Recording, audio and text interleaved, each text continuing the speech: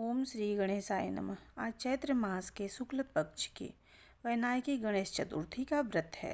व्रत करने वाले व्रती को गणेश जी की पूजा अर्चना करने के बाद व्रत की कथा को अवश्य पढ़ना या सुनना चाहिए। तो आइए सुनते हैं चैत्र वैनायकी गणेश चतुर्थी व्रत की कथा को। एक समय की बात है, भगवान शिव तथा माता पार्वती नर्मदा नदी के किनारे बैठे हुए थे। वहाँ माता पार्वती ने भगवान शिव से समय व्यतीत करने के लिए चौपड़ खेलने को कहा। शिव जी चौपड़ खेलने के लिए तैयार हो गए, परंतु इस खेल में हार जीत का फैसला कौन करेगा, यह प्रश्न उनके समक्ष उठा। तो भगवान शिव ने कुछ तिनके एकत्रित कर उसका एक पुतला बनाकर उसकी प्राण प्रतिष्ठा कर दी और पुतले से कहा, बेटा, हम चौपड़ खेलना चाहते हैं, परंतु हमारी हार जीत का फैसला करने वाला कोई नहीं है, इसलिए तुम बताना कि हम दोनों में से कौन हारा और कौन जीता। उसके बाद भगवान शिव और माता पार्वती का चौपड़ खेल शुरू हो गया।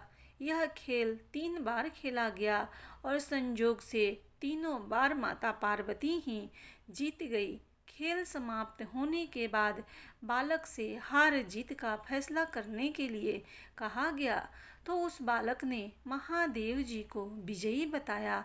यह सुनकर माता पार्वती क्रोधित हो गई और क्रोध में उन्होंने बालक को लंगड़ा होने, कीचड़ में पड़े रहने का श्राप दे दिया। बालक ने माता पार्वती से माफ़ी मांगी और कहा कि यह मुझसे अज्ञानवश हुआ है, ऐसा मैंने किसी द्वेष भाव से नहीं किया है। बालक द्वारा क्षमा मांगने पर माता ने कहा, यहाँ गणेश पूजन के लिए नाग कन्याएं आएंगी, उनके कहे अनुसार तुम गणेश व्रत करो, ऐसा करने से तुम मुझे प्राप्त करोगे। यह कहकर माता पार्वती शिव जी के साथ कैलाश पर्वत पर चली गई।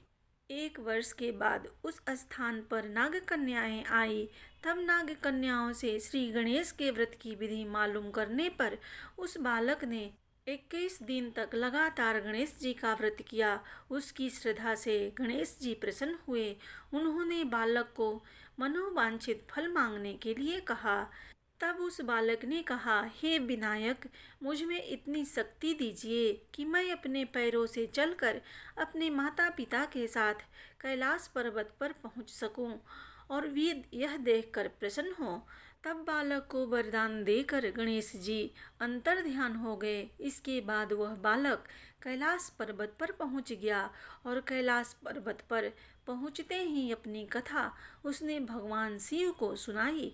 चौपड़ वाले दिन से माता पार्वती शिव जी से विमुख हो गई थी, अतः देवी के रुष्ट होने पर भगवान शिव ने भी बालक के बताए अनुसार 21 दिनों तक श्री गणेश का व्रत किया। इस व्रत के प्रभाव से माता पार्वती के मन में भगवान शिव के लिए जो नाराजगी थी वह समाप्त हो गई। तब यह व्रत विधि भगवान शंकर ने माता पार्वती को बताई। यह सुनकर माता पार्वती के मन में भी अपने पुत्र कार्तिकेय से मिलने की इच्छा जागृत हुई।